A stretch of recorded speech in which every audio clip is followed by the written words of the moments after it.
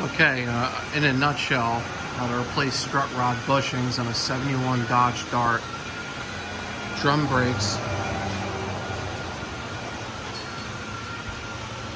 Bushings are really bad. Okay, step one, remove any of your plastic shields.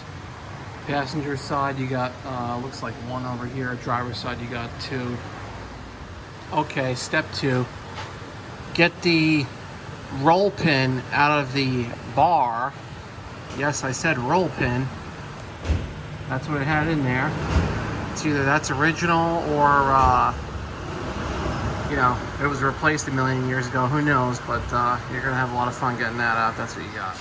Okay, step three. I got the nut off the bar here. Now we're going to move on to taking the lower bolt out of the shock and disconnecting the shock. Okay, step four, we're going to put a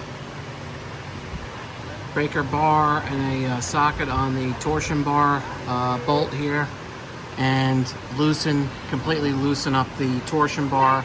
It's probably going to be about 20 turns until it's totally loose. Okay, step five, we got our torsion bar loose just before, 21 turns, and marked it on here. Now we're going to move on to the two bolts holding the ball joint in the whole brake assembly here.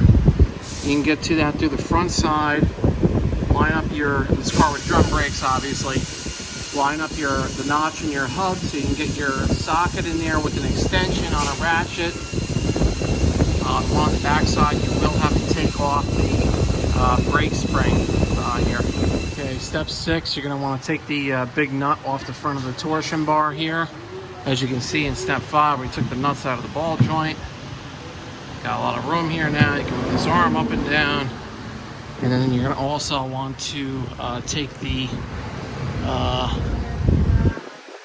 pin or the clip out of the back of the torsion bar here, nice and easy. Set that off to the side, don't lose them. Alright, we'll be back. Alright, so following up on step six, you can grab a hold of this thing and wiggle it and push towards the rear of the car, and it should start to slip out of the K-frame here.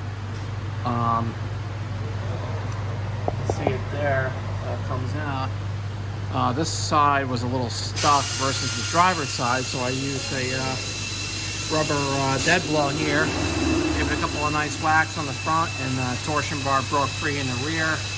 Let everything slide back. I can go back more obviously, or completely out if I need to.